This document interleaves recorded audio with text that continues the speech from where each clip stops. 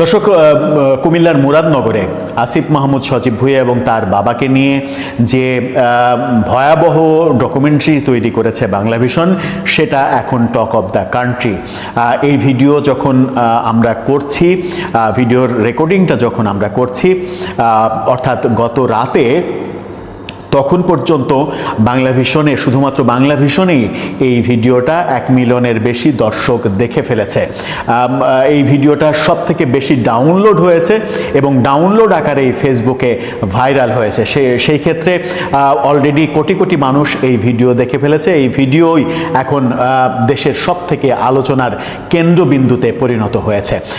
সেই video viral হওয়ার পরে যেটা ঘটেছে সেটা হচ্ছে কুমিল্লার মুরাদনগরে আসিফ মাহমুদ সজীব ভুঁইয়ার পদত্যাগ চেয়ে মিছিল হয়েছে। ছাত্র জনতার ব্যানারে সেই মিছিল হয়েছে। ছাত্র জনতার ব্যানার বললেও মূলত মিছিলটা বিএনপির আয়োজন ছিল, বিএনপি আয়োজন করেছে এবং একটা বড় মিছিল করে তারা শোডাউন করতে সক্ষম হয়েছে আসিফ মাহমুদ সজীব ভুঁইয়ার পদত্যাগ দাবিতে। সেখানে দেখা গেছে যে ব্যানারে আসিফ মাহমুদ সজীব ভুঁইয়ার ছবিতে ক্রস মারা, সেই ছবিতে লাথি, জুতা, স্যান্ডেল মারা, এরকম নানা বিভৎস বাজে দৃশ্যও আমরা দেখেছি। কি হতে চলেছে এই ঘটনাকে কেন্দ্র করে? আসিফ মাহমুদ সজীব ভুঁইয়াকে নিয়ে যখন এই কাণ্ড হচ্ছে, তখন অন্য উপদেষ্টা মাহফুজ আলম তার বিরুদ্ধে ওঠা দুর্নীতির ব্যাপারে ফেসবুক স্ট্যাটাস দিতে গিয়ে একটা লেজে গোবরে অবস্থা তৈরি করেছেন। আসিফ নজরুল পাকিস্তানি হানাদার বাহিনীর অপরাধ কম ছিল শেখ হাসিনার অপরাধের চাইতে, সেই মন্তব্য করে আবার ক্ষমা চেয়েছেন। এলাকা কুমিল্লার মুরাদনগরে তার পদত্যাগের দাবিতে মিছিল হয়েছে এবং তার ছবিতে জুতা নিক্ষেপের ঘটনাও আমরা দেখেছি। এই দাবি যখন উঠেছে এবং সামাজিক যোগাযোগ মাধ্যমেও দাবি উঠেছে, সব থেকে বেশি আলোচনা এটাকে কেন্দ্র করেই। সেই আলোচনাটাকে একটু ঘি ঢালতে সমর্থ হয়েছেন আসিফ নজরুল। পাকিস্তানি হানাদার বাহিনীর পক্ষে অবস্থান নিয়ে কিছুটা আসিফ মাহমুদ সজীব ভুঁইয়া একটু শান্তি পেয়েছেন যে তারপরে একটা বড় ঘটনা ঘটেছে, তার ঘটনাটা হয়তো ম্রিয়মাণ হয়ে যাবে।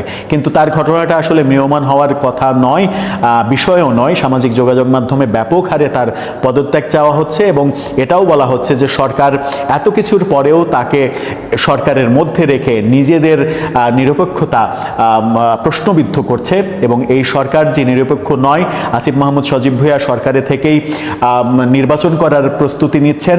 আগামী নির্বাচনে তিনি সংসদ সদস্য হিসেবে প্রতিদ্বন্দ্বিতা করবেন। তার বাবার দেয়া তথ্য মতে এই ব্যাপারগুলো প্রচণ্ড সমালোচিত হচ্ছে এবং সমালোচিত হচ্ছে বলেই তার পদত্যাগের দাবি উঠছে।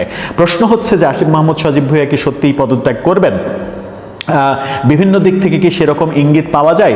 সরকারের কোনো পক্ষ এই ব্যাপারে কোনো কথা বলছেন না।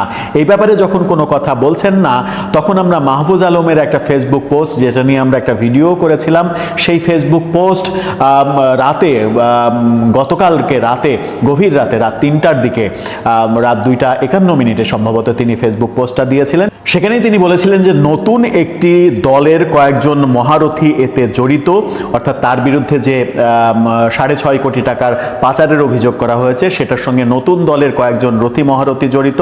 সবই প্রকাশ পাবে। একটা সার্কেলে সবাই যখন দুর্নীতিগ্রস্ত, কিন্তু একজন কোনো টাকা ধরছেন না, এটা কার সহ্য হবে? এই কথাটা তিনি 2-3 বার লিখেছিলেন।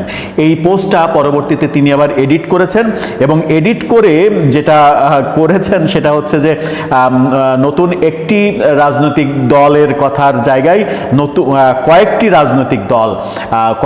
রাজনৈতিক দলের রথী মহারথী এভাবে চেঞ্জ করেছেন।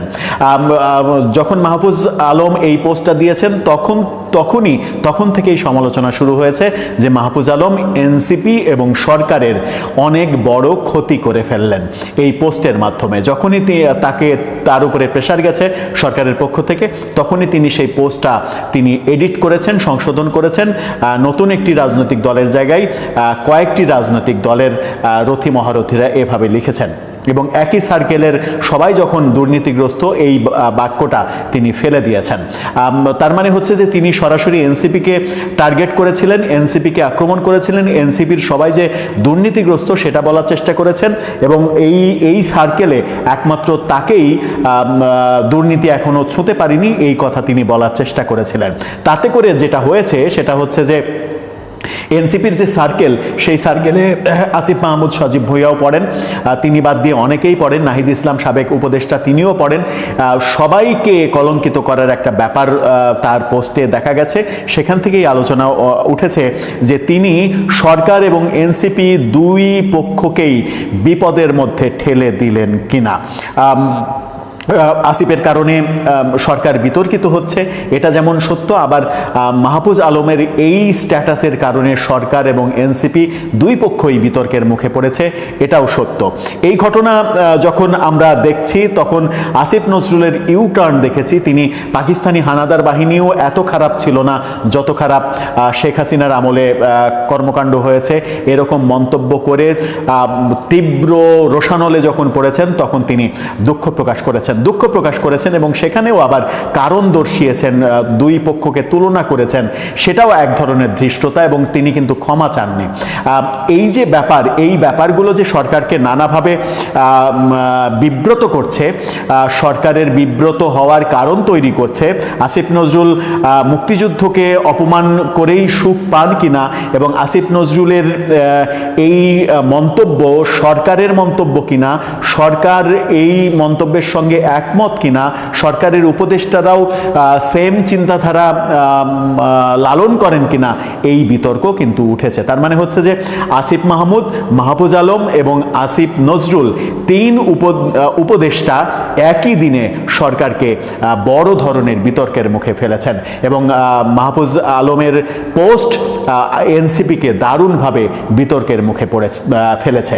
সব মিলিয়ে আমার মনে হয় যে তাদের মধ্যে সমন্বয়ের প্রচণ্ড অভাব তৈরি হয়েছে, তাদের মধ্যে স্বার্থের দ্বন্দ্ব তৈরি হয়েছে, এবং তাদের মূল চেহারাটা, বিশেষ করে আসিফ নজরুলের এই পাকিস্তান হানাদার বাহিনী প্রীতি একটা সিগন্যাল দেয় যে তারা আদতে কোন পথে চলতে চাইছে। মুক্তিযুদ্ধকে নানাভাবে খাটো করা, মুক্তিযুদ্ধের ইতিহাসটাকে খাটো করা, বঙ্গবন্ধুকে কবর রচনা করা, মুজিববাদের কবর রচনা করা, ৭২-এর সংবিধান ছুঁড়ে ফেলা, বঙ্গবন্ধুর মুরাল ভেঙে গুড়িয়ে দেয়া, মুক্তিযুদ্ধের বিভিন্ন মুরাল বিভিন্ন জায়গায় ভেঙে ফেলা, ঢেকে দেয়া, এই কাজগুলো যখন ৫ আগস্টের পরে হয়েছে তখন থেকেই নানাভাবে প্রশ্ন উঠছিল যে এই সরকার সাম্প্রদায়িক শক্তির দ্বারা প্রভাবিত সরকার কিনা। আসিফ নজরুলের এই মন্তব্য নতুন করে সেই ধারণাটাকে উস্কে দিয়েছে, যেটা সরকারকে বিতর্কের মুখে ফেলেছে। সব মিলিয়ে আমার মনে হয় যে তিন উপদেষ্টার কর্মকাণ্ড সরকার বিব্রত হয়েছে, এবং সরকার বিব্রত হয়েও চুপ আছে। আমার মনে হয় যে সরকারের এই ব্যাপারে একের পর এক যাদেরকে নিয়ে এত কথা হচ্ছে তাদের ব্যাপারে সরকারের ভাবার সময় হয়েছে, নতুবা এই সরকারের যে নিরপেক্ষতা, যেমন আসিফ মাহমুদ সজীব ভুঁইয়ার বাবা বাংলাভিশনকে ফোনে বলেছেন যে তার ছেলে সংসদ নির্বাচন করবে, তার প্রস্তুতি নিচ্ছে, এই কারণে তার বিরুদ্ধে ষড়যন্ত্র হচ্ছে। উপদেষ্টা থাকাকালীন, নিরপেক্ষ সরকারের উপদেষ্টা থাকাকালীন একজন উপদেষ্টা এরকম ইচ্ছা পোষণ করতে পারেন কিনা, কোন আইনে পারেন, সরকারের নিরপেক্ষতা তাতে থাকে কিনা, এই প্রশ্নগুলো নানাভাবে আসছে। দর্শক, আরও অনেক প্রশ্নের হয়তো জন্ম নেবে, তবুও সরকারকে আমরা নির্বিকার দেখব। আমার মনে হয় যে প্রফেসর ইউনূসের যে বিশ্বব্যাপী তার যে সম্মানের যে প্রতিপত্তি, সেই প্রতিপত্তিতে ধস নেমে আসবে এই উপদেষ্টাদের কর্মকাণ্ড যদি